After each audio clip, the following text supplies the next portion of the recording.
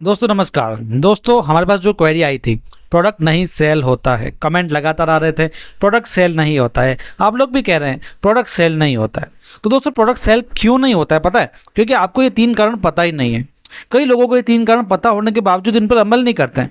इसलिए आज के ट्रेनिंग सेशन को डिजाइन किया गया है ताकि आपको मैं फिर से एक बार रूबरू करा सकूं प्रोडक्ट ना बिकने के 3 कारणों से। ये 3 कारण यदि आपने जान लिए तो प्रोडक्ट की बिक्री में लगातार आपकी ग्रोथ होगी। ये 3 कारण आपने जान लिए तो प्रोडक्ट की बिक्री आप करना स्टार्ट कर देंगे। ये 3 कारण जान लिए तो जो नए लोग हैं वो सेल्स में उतरना स्टार्ट कर देंगे, और ये 3 कारण जान लिए तो पुराने लोगों की सेल्स बढ़ने लग जाएगी।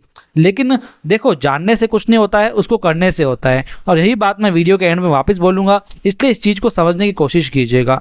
फिर से बता देता हूँ, 3 कारण बहुत इंपॉर्टेंट है। इसको समझिए, जानिए और इन चीज़ों को अप्लाई करना स्टार्ट कीजिए। देखो, 3 कारण में से पहला कारण है वो है प्रोडक्ट। नाम ही है इसका प्रोडक्ट। प्रोडक्ट ना बिकने का पहला कारण है ये प्रोडक्ट। हम प्रोडक्ट को जान नहीं पाते हैं। प्रोडक्ट ऐसा होना चाहिए जिसको हम लोगों को बता पाए। दोस्तों, प्रोडक्ट में ऐसा क्या है जो बिक रहा है, ये हमेशा ध्यान रखना आप। दूसरा, प्रोडक्ट ऐसा होना चाहिए जो बिकना चाहिए, जैसा कि मैंने अभी बताया आपको। तीसरा, प्रोडक्ट ऐसा होना चाहिए जिससे लोगों को लाभ हो और कस्टमर को कोई सोल्यूशन मिल सके। देखो, हमको चिपकाना नहीं है, हमेशा ध्यान रखना, प्रोडक्ट को कभी चिपकाना नहीं है। प्रोडक्ट देना ऐसे है जैसे हम उसको सेल कर ही ना रहे हों, अगले की प्रॉब्लम का सोल्यूशन दे रहे हों। बिकॉज ऑफ एक बार हम प्रोडक्ट को दे देंगे, लेकिन दूसरी बार सेलिंग आना इंपॉर्टेंट है। हम सेलिंग किस लिए कर रहे हैं? एक बार पीवी बनाने के लिए नहीं कर रहे हैं। ये बात को दिमाग से निकाल देना। हम इसलिए कर रहे हैं ताकि जो 100% लोगों को हम प्रोडक्ट दे रहे हैं उसमें से 99% लोग रिटर्न में वापस हमसे प्रोडक्ट्स को लें, यानी रीपर्चेज आनी चाहिए। तो ये हमेशा आपको ध्यान में रखना है। तो इसलिए प्रोडक्ट को आप चूज कर लीजिए, कुछ प्रोडक्ट्स को आप चूज कर लीजिए। देखो, कम से कम इतने सारे प्रोडक्ट है आरसीएम में, 400-500 तो प्रोडक्ट्स हैं ही हैं। बिकने को सब बिक सकता है ना। आप चाय पत्ती लेके जाएंगे तो वो भी बिक जाएगा, आप न्यूट्रिशन में कुछ लेके जाएंगे वो भी बिक जाएगा, गुड डॉट बिक जाएगा, तुलसी पेंट बिक जाएगा, personal care, food and grocery सब कुछ बिक जाएगा। लेकिन हमको सभी प्रोडक्ट्स पे फोकस नहीं करके, यदि हम सेल्स कर रहे हैं तो हमें 3 से 4 प्रोडक्ट्स को अपने अंदर चूज करना पड़ेगा। मान लीजिए आप हेल्थ कार्ड को कर रहे हैं, आप गामा ओरिजिनल को कर रहे हैं, आप न्यूट्रिशन के कुछ प्रोडक्ट्स को ले रहे हैं, या केवल आप गुड डॉट पे फोकस कर रहे हैं, केवल आप चाय पत्ती पे फोकस कर रहे हैं, 3 से 4 प्रोडक्ट को आप ले लीजिए, बेस्ट है। बस इससे ज़्यादा आप कोशिश मत कीजिए एक बार फिलहाल स्टार्टिंग के लिए, और आप 4 से 5 प्रोडक्ट को चूज कर लीजिए।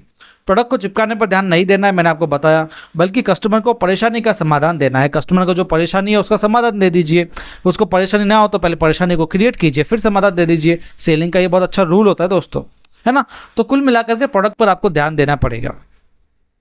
दूसरा, ट्रेनिंग।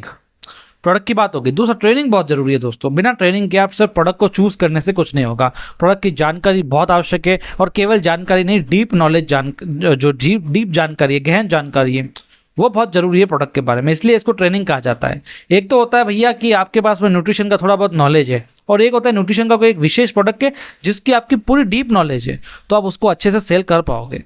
डीप नॉलेज होने से क्या होता है, सबसे बड़ा फायदा ये होता है कि जैसे कि मान लीजिए कोई व्यक्ति है, कस्टमर है, आपसे उसने रिटर्न में कई सारे क्रॉस क्वेश्चंस कर लिए, तो आपके पास में उसके आंसर कब होंगे?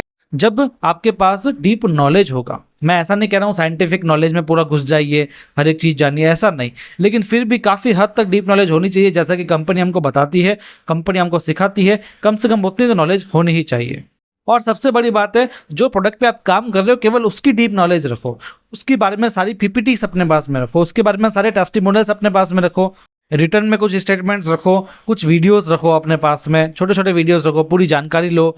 और कस्टमर को जब आप बताने जाओगे तब आपको पूरी जानकारी नहीं बतानी है, आपको केवल उस चीज़ के फायदे बताने हैं, और जो कस्टमर की परेशानी है उसको कैसे ये प्रोडक्ट सॉल्व कर सकता है उसके बारे में आपको बताना है। बस आप वहाँ पर गहन जानकारी देने मत लग जाइए, है ना। तो इन चीज़ को समझने की कोशिश कीजिएगा। एग्जाम्पल लेते हैं health guard rice bran oil की। तो ऑयल क्या होता है?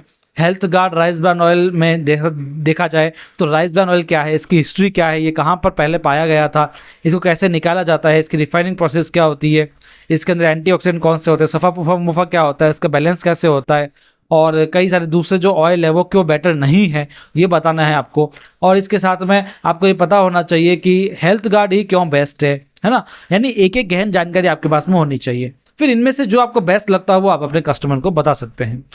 कस्टमर कोई क्रॉस क्वेश्चन करता है तो आपके पास में पूरी जानकारी का खजाना होना चाहिए जिसको आप लोगों को बता सको, और कुछ ऐसे फैक्ट्स होने चाहिए जो केवल आपको ही पता हो, कस्टमर को नहीं पता हो। जैसे सफ़ा पुफा मुफा हर किसी को नहीं पता लगता है, ठीक है। लेकिन हम किसी को सामने बता देंगे सफ़ा पुफा मुफा, तो वो खुश हो जाएगा कि हाँ भाई इसको अच्छी जानकारी है। तो इस तरीके से हमको कुछ गहन जानकारी होना बहुत ज़्यादा ज़रूरी है। बिना ट्रेनिंग के आप कुछ नहीं कर पाओगे, बिना ट्रेनिंग के आप कभी प्रोडक्ट नहीं बेच पाओगे। इसलिए पहले आप ट्रेनिंग लीजिए, अच्छे से लीजिए, नोट्स बनाइए।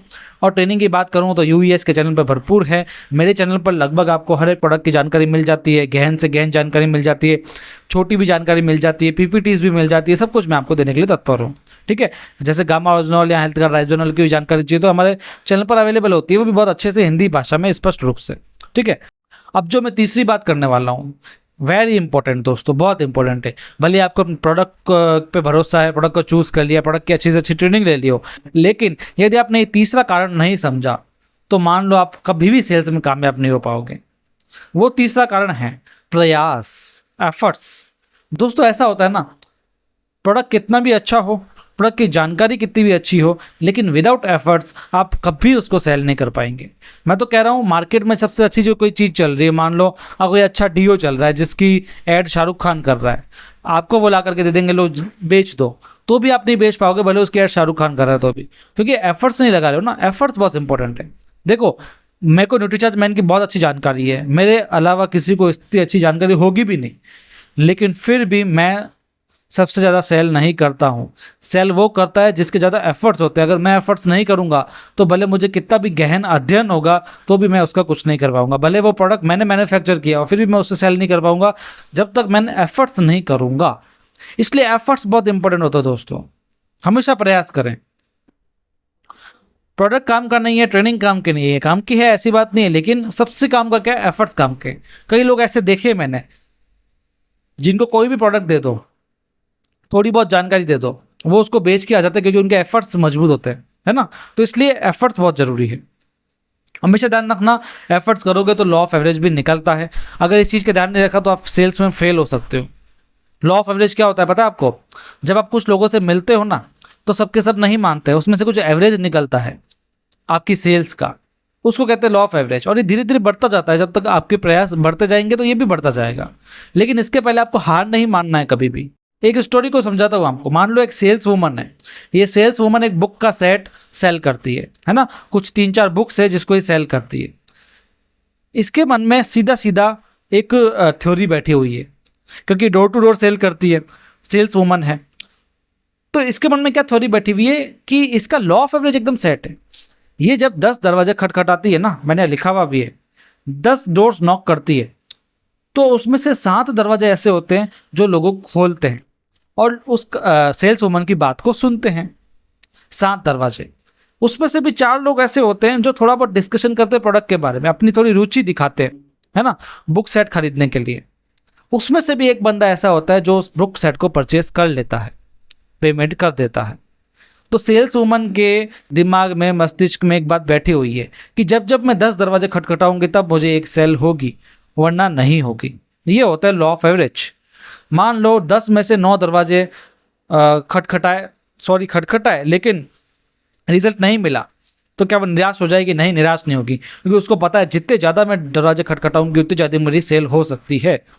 इसलिए कभी भी लॉ ऑफ एवरेज को इनकार मत करें, नेगेटिव कभी मत होना। दोस्तों मान लो एक बुक सेट पर उसको 200 रुपये का प्रॉफिट मिलता, ठीक है, और उसको 1000 रुपये का प्रॉफिट चाहिए, तो सीधी सी बात है उसको 5 बुक सेट सेल करने होंगे, और 5 बुक सेट सेल करने के लिए 50 दरवाजे उसको खटखटाने पड़ेंगे। तो ये होता है लॉ ऑफ एवरेज मेरे भाई, समझे बात को। और 50 दरवाजे खटखटाने के लिए कितना टाइम लगेगा वो उसको पता होता है।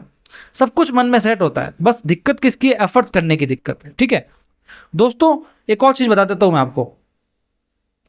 देखो क्रिकेट होता है, क्रिकेट आप में से कई लोग देखते होंगे, वर्ल्ड कप होता है T20। T20 में, वनडे में एक बॉलर होता है, उसको 10 ओवर फेंकने के लिए दे सकते हैं पूरे मैच में, एक पारी में। तो जब 10 ओवर वो फेंकता है, यानी 6-6 बॉल के हिसाब से 60 बॉलें हो गई। उन 60 बॉलों में वो 5 विकेट लेगा ना, तो भी मैन ऑफ द मैच उसको मिल जाएगा और काफ़ी सारी प्रशंसा होगी, उसका सम्मान होगा, कई सारी चीज़ें होगी। केवल 5 विकेट, और 5 विकेट लेने के लिए कितनी बॉल चाहिए आपको पता है? 10 बॉल नहीं चाहिए, 20 बॉल नहीं चाहिए, 5 ही बॉल चाहिए। एक बॉल पे एक विकेट हो सकता है, लेकिन ऐसा नहीं है कि 60 बॉलों में उसने जो 5 शुरुआती फेंकी उसमें ही विकेट हो जाएगा, ऐसा तो नहीं होगा। उसके लिए उसको 60 बॉलें खेलनी पड़ेगी, बीच बीच में उसके विकेट्स होते जाएंगे। तो क्या ऐसा होता है क्या भाई, एक बॉल फेंकी अगले ने छक्का मार दिया तो क्या वो बॉलर निराश हो जाएगा? नहीं, वो अगली बॉल उससे भी तेज रफ्तार में मोटिवेशन के साथ में मारेगा। वो कभी ऐसा नेगेटिव नहीं होगा कि मुझे खेलना ही नहीं है, मुझे बॉल फेंकनी ही नहीं है, कभी नेगेटिव नहीं होगा। उसको खेलना है क्योंकि उसको पता है 60 बॉलें हैं मेरे पास में, है ना, लॉ ऑफ एवरेज काम करेगा। तो इसलिए कह रहा हूँ इन 3 कारणों को समझने की कोशिश कीजिए, प्रोडक्ट को समझिए, ट्रेनिंग को समझिए, फिर एफर्ट्स भी जरूर कीजिए। बिना एफर्ट्स कुछ भी नहीं होगा। आज की ट्रेनिंग कैसी लगी कमेंट में जरूर बताइएगा, और आप चैनल पर नए हो तो सब्सक्राइब कर दीजिएगा। इस तरीके की जानकारी हम आपके सामने लाते रहते हैं, और कई सारी चीज़ें भी आपके सामने लाते रहते हैं। जैसे अभी हम लाने वाले हैं 50 प्रोडक्ट के रेट कंपैरिजन, नए जो भी लेटेस्ट रेट्स हैं, है ना। तो दोस्तों इसलिए बने रहिए चैनल पर, सब्सक्राइब कर दीजिएगा, लाइक कर दीजिएगा। मिलते हैं अगले वीडियो में। टीम में ये जानकारी जरूर शेयर कीजिएगा क्योंकि बहुत ज़रूरी है, ठीक है। अपने जान पहचान वालों को शेयर कर दीजिएगा, शेयर करना एकदम सिंपल होता है। मिलते हैं अगले वीडियो में, तब तक के लिए धन्यवाद, धन्यवाद, धन्यवाद। Thank you very much.